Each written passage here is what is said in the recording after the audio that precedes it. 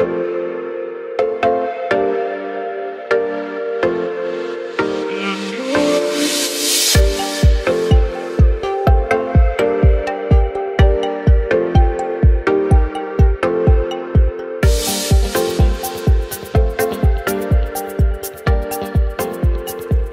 Sobat GPIB, jumpa lagi dengan saya Argo di Talking Point untuk kesempatan edisi kali ini ya. Dan Sobat GPIB, untuk kali ini kita akan bicara sesuatu yang sangat-sangat khusus, mengangkat tema di tengah-tengah berlangsungnya PST.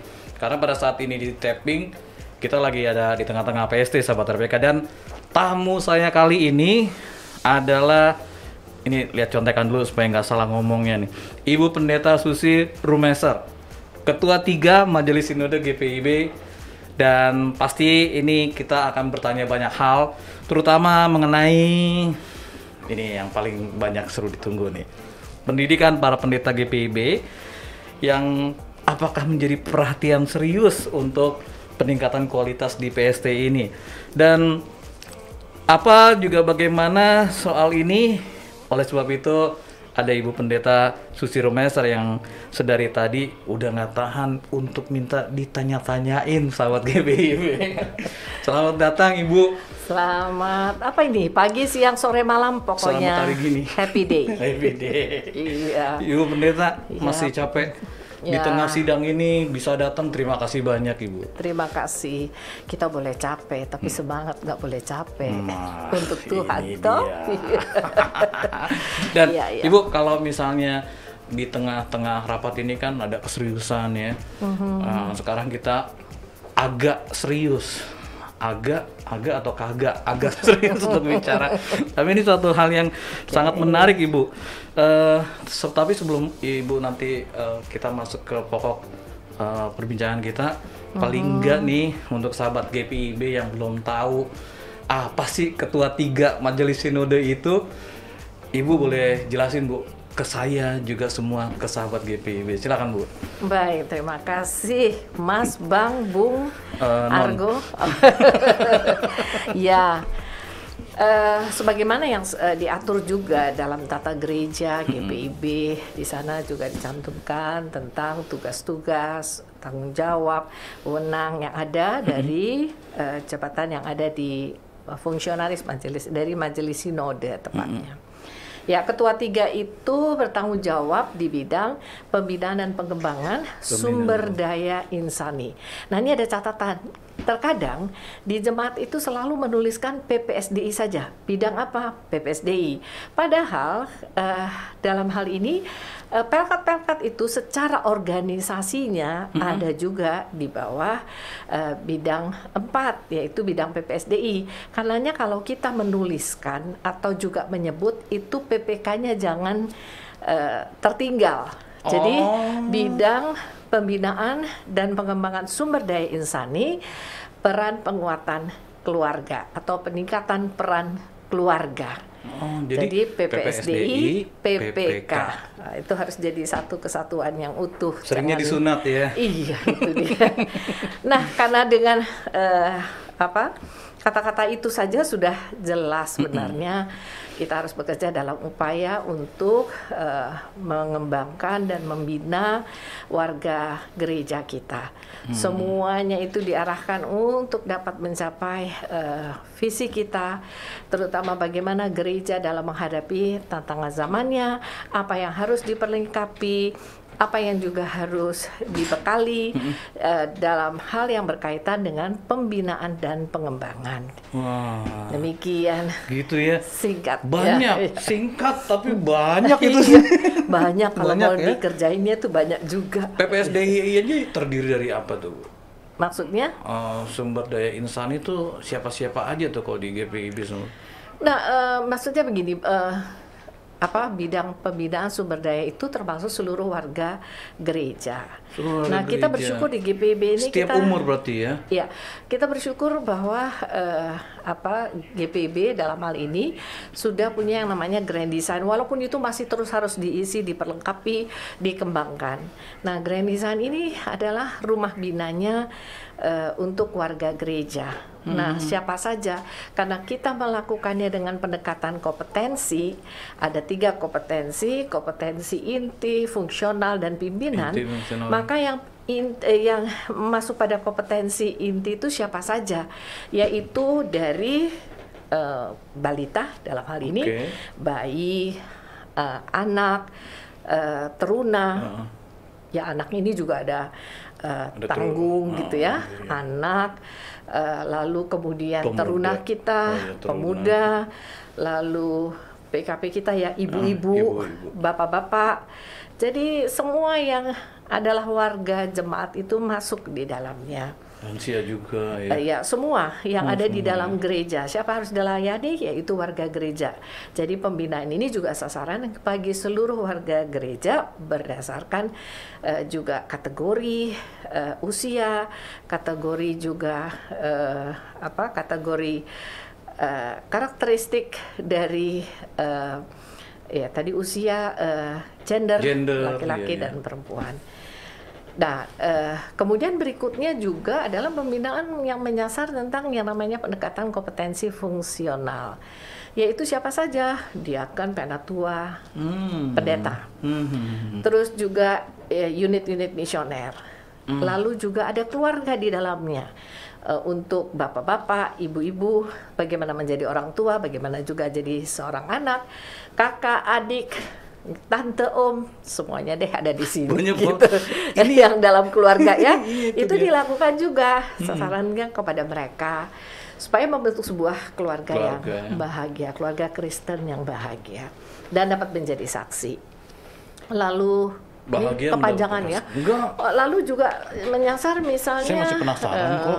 Terus apa yang tadi ya, yang presbiter kan untuk para diakon, penatua, pendeta. Nah, pendetanya juga begitu. Ada kita disasar untuk yang baru jadi baru jadi dipersiapkan menjadi pelayan firman sakramen dari para vikaris.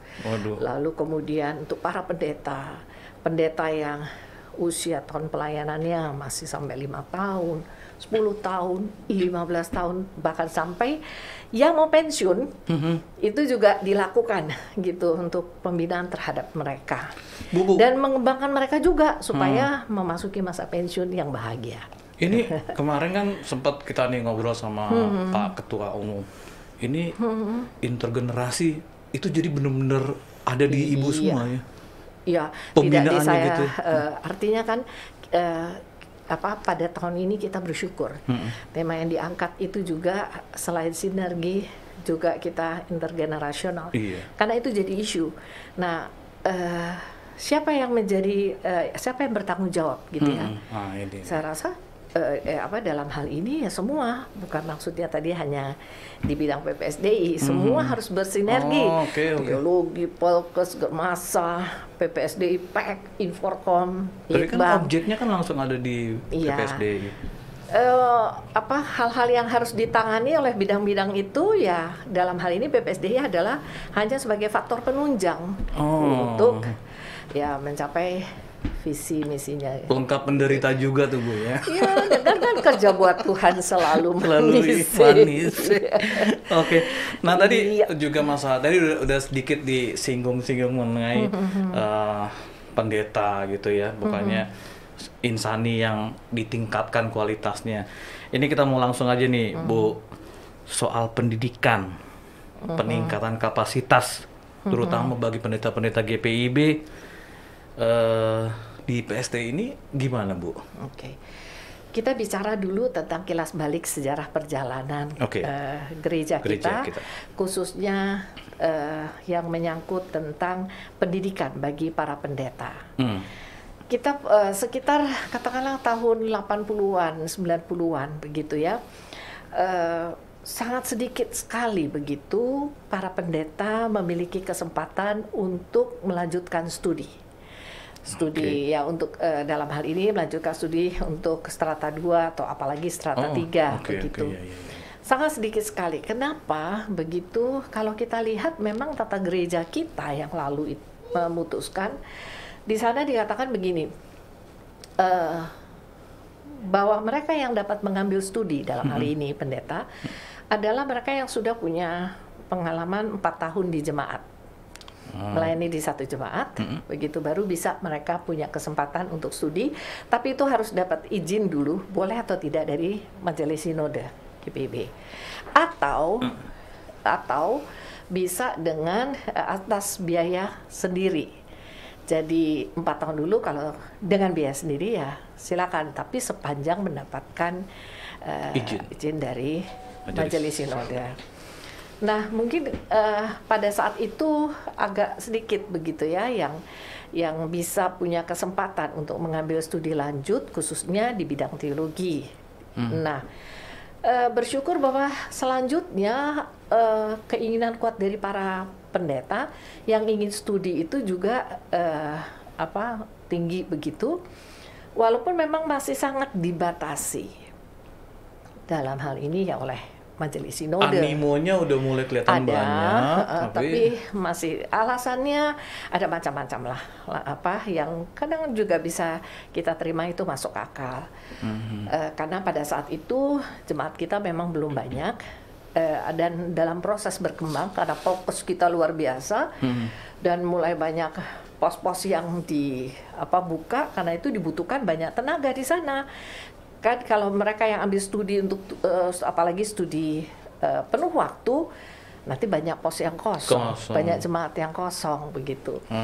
Pada saat itu jadi nah setelah sekarang ini kita bersyukur bahwa paling tidak di satu jemaat dan pos itu sudah ada pendetanya. Nah karena itu mungkin juga dirasakan proses untuk membuka pintu bagi mereka yang mau studi itu sudah ada peluangnya. Nah proses yang ada ya masih di 4 perguruan tinggi sesuai tata gereja kita, dan itu ada tes dari yang diputuskan ya di GPIB ini dari persidangan, yaitu Sekolah Tinggi Filsafat Teologi Jakarta, dulu STT Jakarta, kemudian dari Universitas Kristen Duta Wacana, Fakultas Teologinya, kemudian Universitas Kristen Satya Wacana, Fakultas Teologinya, dan kemudian dari STT Intim, Sekolah Tinggi Teologi Intim di Makassar. Ya hanya 4 itu saja ya, yang masih yang lalu diputuskan untuk bisa mengambil pendidikan di 4 perguruan tinggi ini saja.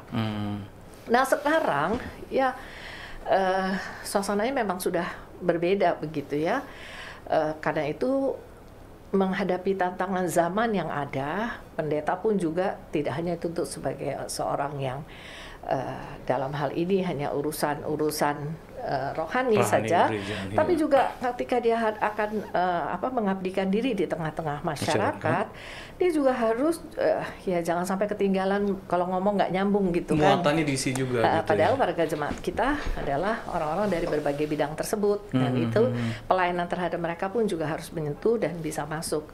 Dan karena itu bersyukur bahwa akhirnya sekarang sudah bisa dibuka dan banyak sekali. Dan kalau dilihat datanya pendeta GPIB itu paling sedikit itu yang S2, yang sudah menempuh S2 dan lulus, bukan hanya pada sekolah-sekolah teologi yang direkomendasi oleh GPIB, tapi juga bidang-bidang lainnya begitu. Maksudnya keilmuan lain gitu ya? Iya, ada sosiologi, ada ilmu kebangsaan-bangsaan, tidak hanya pada 4 perguruan tinggi itu, tetapi juga dari universitas lainnya, gitu ya, seperti UKIM, Universitas Kristen Indonesia Maluku, ada yang juga di USU, gitu, yang sudah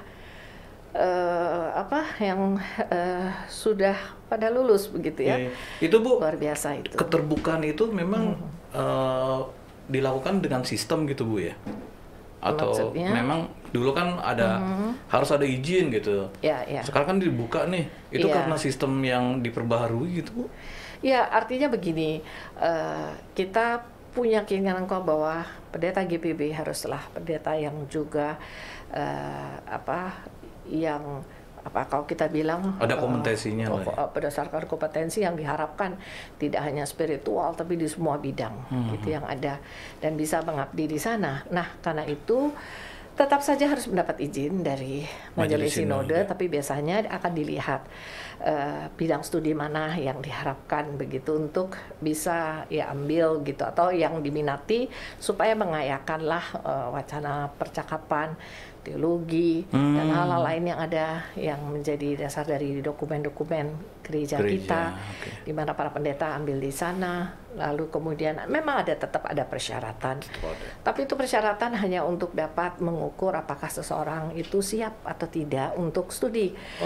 Termasuk misalnya mau bidang studi apa, lalu apa yang menjadi latar belakang, dia harus tulis juga latar belakang kenapa dia mau ambil studi, supaya bisa fokus gitu kan nanti studinya. Lalu mau diselesaikan berapa lama, lalu siapa biayanya, walaupun memang kita ya pembiayaan ini kan harusnya dari gereja, tapi situasi kondisi sekarang ini ya gerejanya bukan dalam hal ini sebagai gereja dalam hal ini adalah bukan lembaga dalam hal ini Majelis Sinode semata, tapi itu juga bisa datang dari jemaat yang dalam program kerja anggarannya menganggarkan beasiswa, bukan hanya untuk warga jemaatnya tapi juga untuk para pendetanya. Gitu. Nah, jadi dan pribadi-pribadi udah banyak tuh kayak begitu. Sudah banyak, puji Tuhan ya. Banyak jemaat-jemaat yang di dalam program mereka gitu ya, sudah selalu menyisihkan untuk bantu pendidikan terkhusus untuk pendeta. Jadi, itu kalau untuk yang PST sekarang ini PKA-nya seberapa besar perhatiannya nih Bu untuk pendidikan pendeta? Nah, untuk sekarang ini di PKA yang tahun 2022-2023 ini dimasukkan untuk pendidikan S3 gitu ya. Hanya beberapa orang saja dalam hal ini. Kita kerjasama dengan dari UIN. Yang di Jogja. Iya. Nah, untuk S3 itu susah benar orang bisa diterima di sana, dan mereka menawarkan nama-nama orang yang sudah mengikuti S2 lah waktu yang lalu di UIN. Kemudian mereka menawarkan untuk bisa menerima, bisa diterima, dan harapannya untuk studi. Wah, kita sambut baik, luar biasa keterbukaan dari UIN ini. Jadi kita mengutus 2 orang pendeta yang memang direkomendasi juga dari sana untuk studi. Itu S3 ya? S3 di UIN. Luar biasa toh. Indonesia GPIB banget tuh. Iya. Dan saat ini ya paling tidak diarahkan dan dibantu juga dalam hal ini. Jadi pendanaannya juga dari Majelis Sinode, selain kita juga meminta bantuan dari jemaat-jemaat di mana mereka berada gitu. Jadi saling bersinergi untuk menopang biaya dan juga keberhasilan studi dari 2 orang pendeta. Lalu kemudian ada juga yang di UKIM.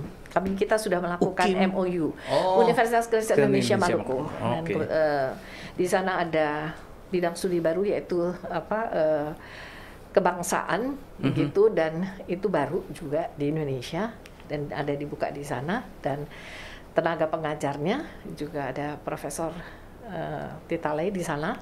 Jadi kita mengutus juga lah begitu ya dari pendeta kita di sana untuk studi supaya mereka juga punya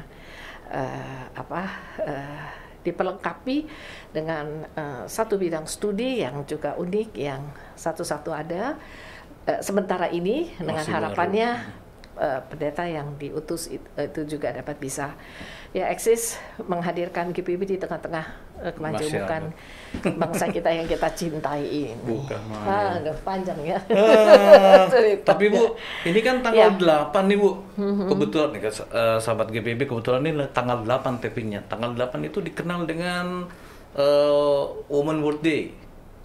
World Women Day kalau nggak salah. Pokoknya Hari Perempuan Internasional, pokoknya itu bahasa Indonesianya. Nah, terkait sama itu Bu, perempuan di GPIB peranannya nih terutama udah sampai seberapa sih Bu sebenarnya Bu, kalau dari kacamata Ibu sendiri?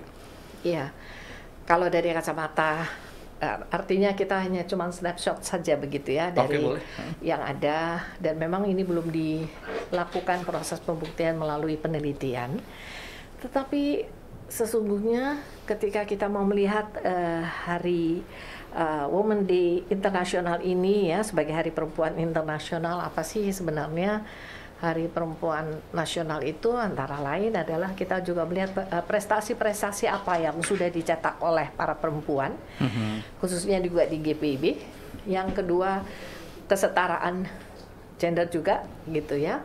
Dan ketiga, bagaimana perempuan bisa mengambil bagian dalam proses untuk melakukan bantuan-bantuan untuk mereka yang juga mengalami kesusahan, dan bahkan juga mengenai alam ini sendiri gitu ya, peran perempuan dengan ciptaan Tuhan ini ya, lingkungan hidup. Nah, apa yang dilakukan khususnya kita lihat di GPIB, para perempuan itu biasanya kan memang ada baru akan bergerak selain dari sendiri-sendiri begitu, tapi juga bergerak misalnya dari Persekutuan Kaum Perempuan, Pelkat PKP. Okay. Nah, memang harapannya bahwa Pelkat PKP tidak hanya ibadah saja, tapi Pelkat PKP itu di lingkup jemaat, harapan juga di sinodal bisa berbuat sesuatu juga begitu ya, soal menghargai prestasi-prestasi daripada para perempuan, dan itu juga bisa banyaklah kita bisa memberi semangat di jemaat-jemaat, menghidupkan gitu ya persekutuan pelayanan kesaksian di jemaat, dan juga banyak hal soal pemberdayaan para perempuan itu juga sudah dilakukan. Ya memang ini harus perlu pengembangan lagi, tapi sudah dibuka jalan itu, dan banyak juga kesadaran yang sudah dimiliki khususnya oleh para pendeta GPIB juga untuk memberdayakan kaum perempuan. Yang berikutnya adalah karena memang GPIB saat ini jumlah pendetanya itu lebih banyak perempuan daripada laki-laki. Dulu laki-laki, perempuan sedikit sekali. Lama berimbang, dan terakhir melebihi. Jadi memang soal ini memang lebih banyak pendeta perempuan sekarang. Nah, dengan kita melihat kesetaraan ini juga, GPIB sudah perempuan pun juga, pendeta perempuan mau ditempatkan di mana saja ya tidak ada masalah dan bersedia, dan bahkan juga menjadi hero gitu ya di tempatnya, yang jadi contoh. Itu Bu, kalau misalnya tentang hero juga kan, GPIB itu udah berusaha untuk membuka peluang yang besar sebesar-besarnya untuk perempuan berkarya. Namun kan GPIB juga begitu menghargai kearifan lokal di mana GPIB itu berada. Itu ada cerita nggak sih benturan antara kearifan lokal dengan keterbukaan yang seluasnya buat pemberdayaan perempuan? Ya, kita bersyukur juga bahwa GPIB ini kan terdiri dari berbagai macam ya suku. Kita bersyukur begitu. Benturan-benturan karena kearifan lokal itu tentu saja ya ada juga, masih ada ya. Begitu ya. Tetapi suasananya pasti akan berbeda. Karena apa? Bahwa kearifan lokal itu dikepung istilahnya dengan lingkungan masyarakat sekitarnya yang sudah maju. Dan mau tidak mau kan tidak melihat ke dalam, tetapi bagaimana juga mulai lihat keluar. Yang luar juga mempengaruhi untuk adanya perubahan gitu, atau dibantu untuk proses perubahan itu. Dengan demikian ya tentunya selain kita tetap melihat ada hal-hal yang esensi dari budaya-budaya setempat itu, tetapi kalau itu menyangkut tentang harkat manusia, kesetaraan, keadilan gitu ya, ya itu harus juga didekati melalui pendidikan tadi, atau juga melalui pembinaan tadi. Ketemu terus ya. Pembinaan untuk membuat para perempuan itu juga istilahnya bisa disadarkan melek tentang lingkungan sekitarnya, dan apa yang menjadi hak dan kewajibannya, dan apa yang juga dia harus dapatkan dalam hal soal tentang kesetaraan tadi, keadilan tadi di kehidupannya. Dan karena itu ya dengan adanya Pelkat PKP yang ada di jemaat-jemaat, harapannya mereka juga berjuang di sana.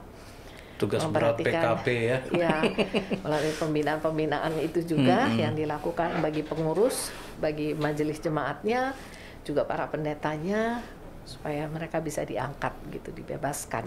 Itu kan juga bisa dari Pelkes kita, konsep Pelkes kita, Pelkes GPIB, betul. Membebaskan orang dari kemiskinan, kebodohan, juga merasakan adanya juga pembebasan dalam mereka mendapatkan keadilan, konsep yang namanya menghadirkan tanda-tanda kerajaan Allah ini yang merupakan konsepnya Pelkes GPIB. Saya rasa itu tepat sekali ya untuk para perempuan di lingkup jemaat, dalam kerjasama juga di mupel-mupel, di lingkup sinodal, bahkan juga kehadiran kita juga mendukung program-program dari Persekutuan Gereja di Indonesia. Bergabung kita juga ada banyak dari para perempuan GPIB ini yang juga sudah aktif begitu ya, di Komnas-nya juga perempuan, bahkan juga ya kehadiran kita juga sudah ada sampai di tingkat internasional. Oh gitu ya? Iya. Ada penempatan gitu juga ya Bu ya? Iya, itu Keren sudah. GPIB gitu loh. Iya, bangga deh kita. Walaupun banyak yang kecam, tapi kita lihat bahwa banyak juga gereja-gereja lain ketika berbicara atau berdiskusi, mereka lihat juga sesuatu dari GPIB kok.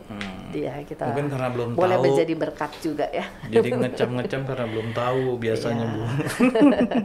Ini kalau misalnya tadi masalah pembukaan wacana perempuan tentang peranannya yang harusnya equal dengan semua gender. Ini ada hal lagi nih yang lebih nyerempet ke masalah pemerintahan nih Bu, soal kekerasan yang terjadi pada perempuan. Ada kaitannya sama namanya rancangan undang-undang TPKS itu Bu. Mungkin Ibu juga pernah dengar, sampai saat ini masih ada di DPR.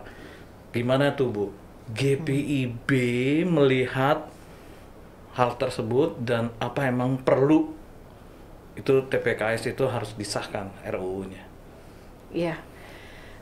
Saya rasa sebagai seorang manusia, biasa khususnya tidak hanya pada perempuan ya, tapi semua, baik laki-laki maupun perempuan, punya harus kepedulian tentang kemanusiaan ini.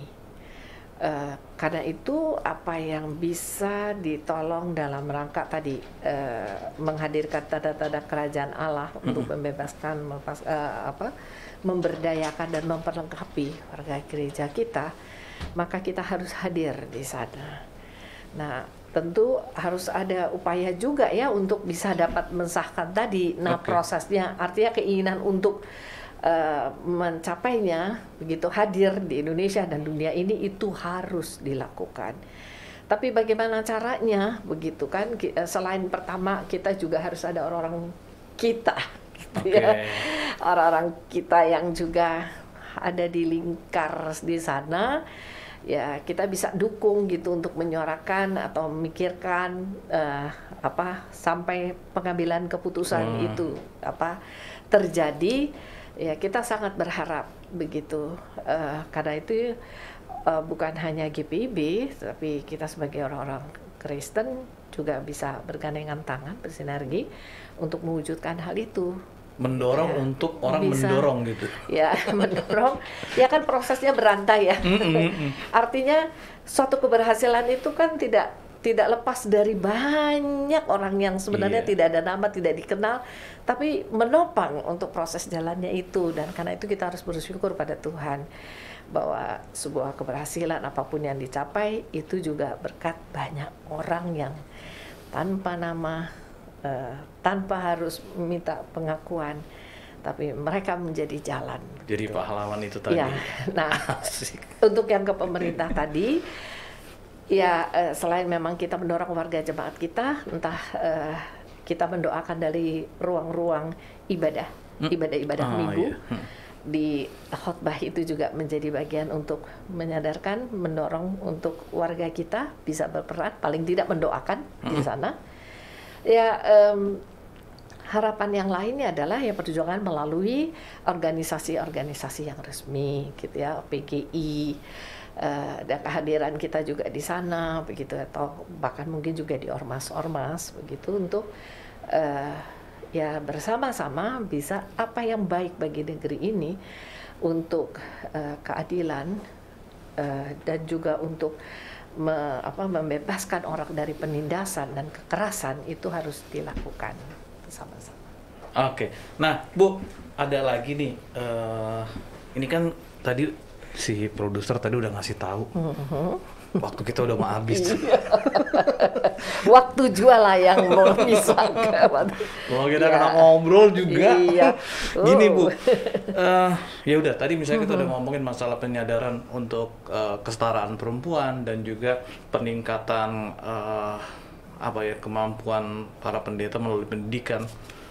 Untuk hal ini semua yang tadi Ibu paparkan, apa nih saran buat pendengar kita ini, baik itu si pendeta yang akan perlu mendapat pembinaan atau juga para perempuan di jemaat-jemaat?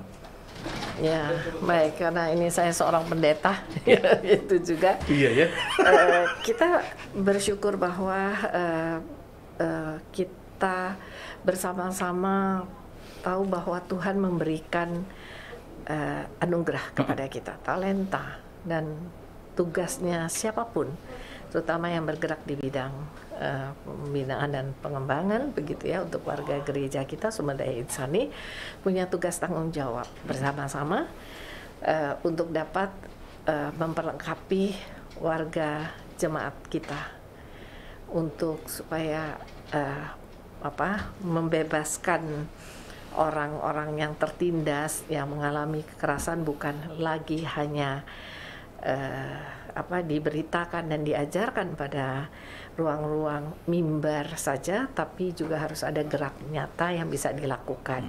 Dan saya rasa dari ide-ide kecil, gerakan-gerakan yang kecil, tapi bisa kita baktikan itu dan ada manfaatnya yang dirasakan, walaupun kecil pelitanya, tapi kalau itu digabungkan lama-lama ya kita sudah bisa mewarnai lah lingkungan di sekitar kita dengan perubahan paradigma dan perubahan bagaimana kita harus bersikap untuk kemuliaan Tuhan kita Yesus Kristus melalui gerejanya GPIB.